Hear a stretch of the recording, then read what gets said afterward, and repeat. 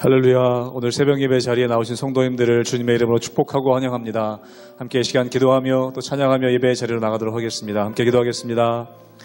하나님, 오늘도 저희들 주의 보혈을 의지하여 은혜의 보좌 앞으로 담대히 나아갑니다. 오늘도 하나님과 친밀한 교제의 시간을 누리는 이 예배의 자리, 이 새벽 예배의 자리가 될 수 있도록 은혜 허락하여 주시옵소서. 하나님이 우리 아버지시며 우리가 하나님의 자녀인 것을 늘 기억하며 주님과의 친밀한 교제 가운데 우리가 담대함을 얻으며 은혜를 누릴 수 있도록 역사하여 주시옵소서. 감사하며 예수님 이름으로 기도하옵나이다. 아멘.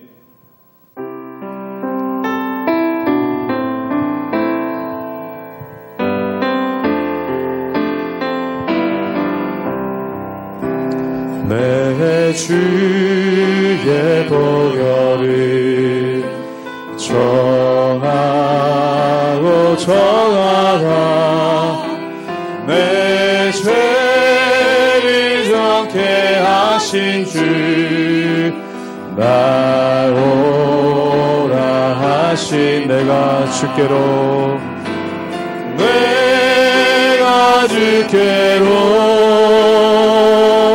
지금 가오니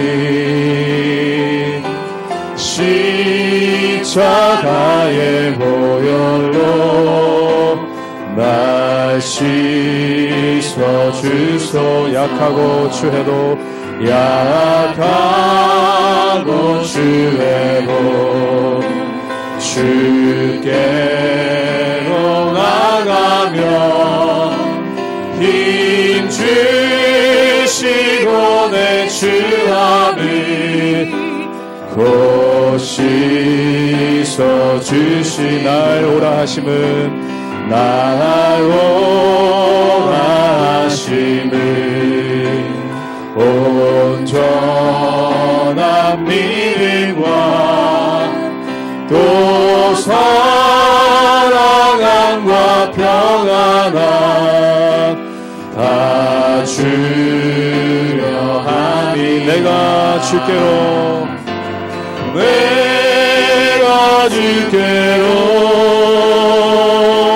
지금 가오니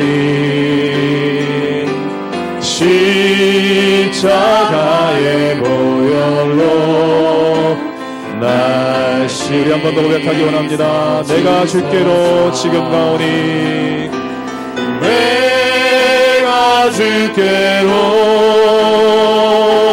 지금 가오니 십자가의 보혈로 날 씻어 주소. 큰 죄인 복받아 큰 죄인 복받아 살 길을 얻었네. 한없이 넓고 큰 은혜 베풀어 주소. 그 피가 맘속에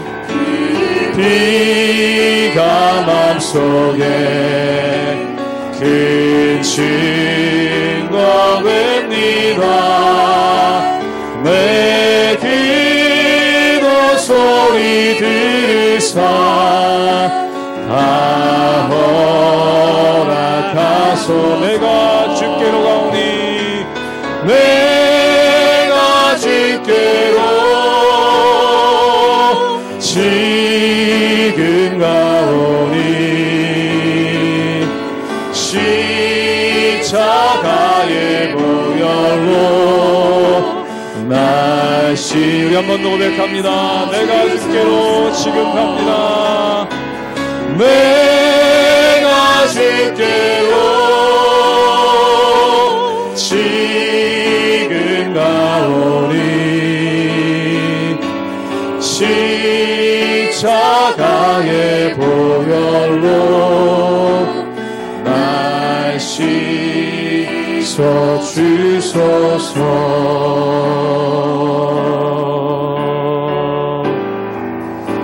주 찬양합니다. 주 찬양합니다. 내 맘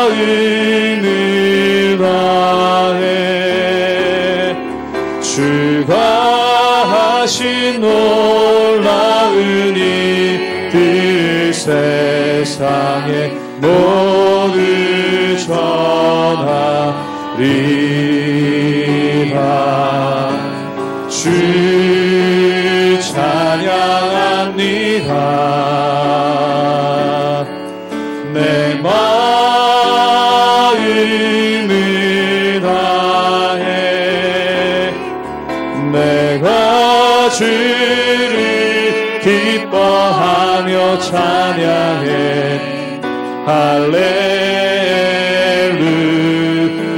할렐루야. 지극히 높으신 이름 찬양해. 할렐루야. 우리 한 번 더 고백합니다. 주님을 찬양합니다. 주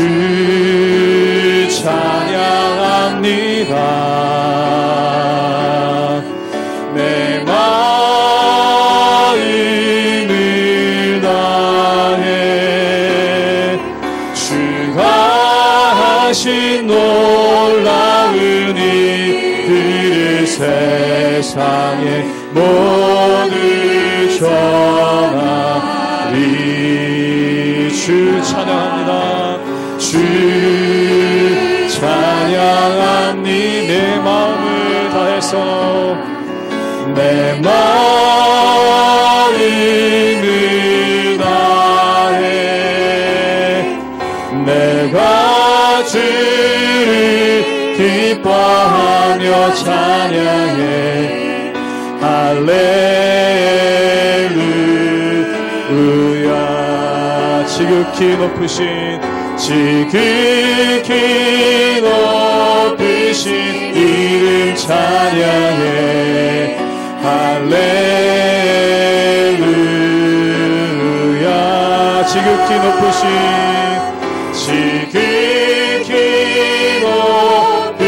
이름 찬양해. 할렐루야.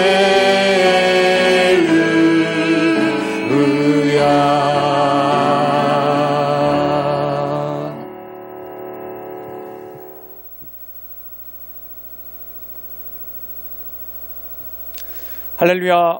하나님의 은혜와 평강이 우리 성도님들 삶 가운데 날마다 가득하시기를 주님의 이름으로 축원합니다. 우리가 다니엘서를 보면서 한 가지 알 수 있는 것이 있습니다. 그것이 무엇인가 하니 바로 하나님께서는 스스로 자기를 높이는 자를 낮추신다는 것입니다. 또한 하나님께서는 스스로 자기를 높이는 자를 굉장히 싫어하시죠. 그렇다면 어떻게 해야 높아질 수 있겠습니까? 나를 낮출 때 하나님께서 우리를 높여주시는 것, 이것이 바로 성경의 원리고 또한 하나님께서 우리에게 주신 은혜이고 축복인 것이죠. 그래서 빌립보서 2장에 보면은 그리스도 예수를 본받으라 라고 이렇게 설명하고 있습니다. 그는 근본 하나님의 본체시다. 즉 하나님과 동등하시다는 것이죠.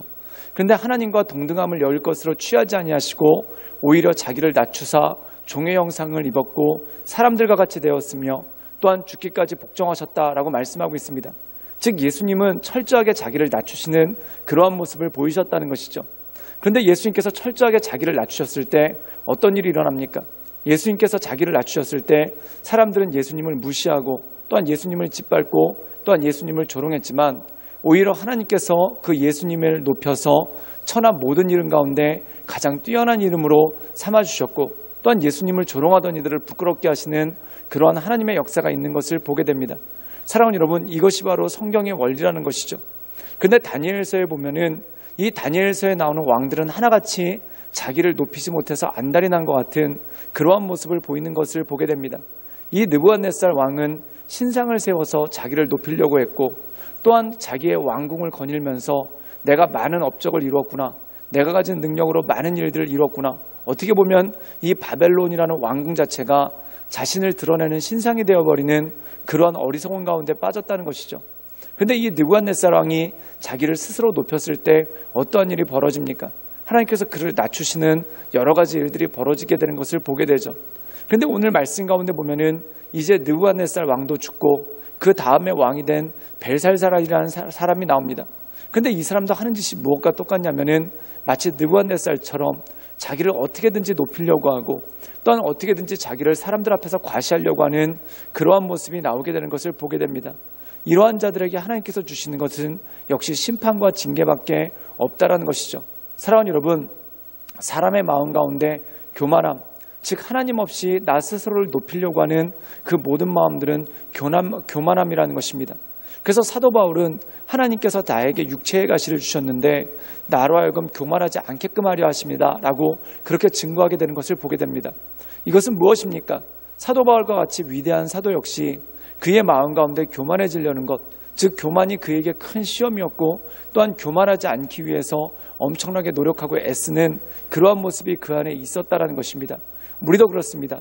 정말 사람은 하나만 괜찮은 것이 있어도, 또한 하나만 자기가 드러낼 만한 것이 있어도 어떻게든지 교만하려고 애쓰는 것이, 이것이 바로 사람의 모습이라는 거죠. 그렇다면 우리가 이 교만을 이겨낼 수 있는 방법이 무엇입니까? 날마다 하나님의 말씀을 묵상하고 그 말씀 가운데 엎드리는 것, 이것이 바로 교만을 이겨내고 교만으로부터 승리할 수 있는 힘과 능력이 우리에게 주어진다는 것이죠.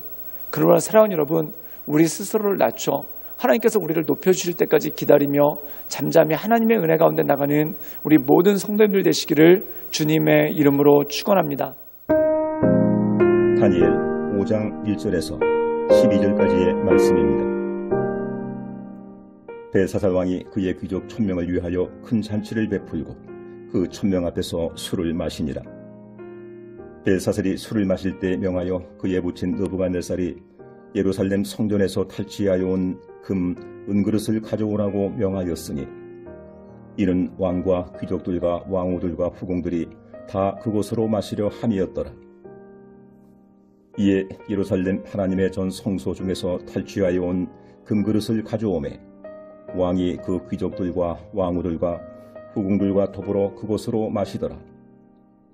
그들이 술을 마시고는 그 금, 은, 구리, 쇠, 나무, 돌로 만든 신들을 찬양하니라. 그때에 사람의 손가락들이 나타나서 왕궁 촛대 맞은편 석회벽에 글자를 쓰는데 왕이 그 글자 쓰는 손가락을 본지라. 이에 왕의 즐기던 얼굴빛이 변하고 그 생각이 번민하여 넓적다리 마디가 녹는 듯하고 그의 무릎이 서로 부딪힌지라. 왕이 크게 소리질러 술객과 갈대아 술사와 점쟁이를 불러오게 하고 바벨론의 지혜자들에게 말하되 누구를 막론하고 이 글자를 읽고 그 해석을 내게 보이면 자주색 옷을 입히고 금사슬을 그의 목에 걸어 주리니 그를 나라의 셋째 통치자로 삼으리라 하니라. 그때에 왕의 지혜자가 다 들어왔으나 능히 그 글자를 읽지 못하며 그 해석을 왕께 알려주지 못하는지라. 그러므로 벨사살 왕이 크게 번민하여 그의 얼굴빛이 변하였고 귀족들도 다 놀라니라. 왕비가 왕과 그 귀족들의 말로 말미암아 잔치하는 궁에 들어왔더니 이에 말하여 이르되 왕이여 만수무강 하옵소서. 왕의 생각을 번민하게 하지 말며 얼굴빛을 변할 것도 아니니이다. 왕의 나라에 거룩한 신들의 영이 있는 사람이 있으니 곧 왕의 부친 때에 있던 자로서 명철과 총명과 지혜가 신들의 지혜와 같은 자니이다.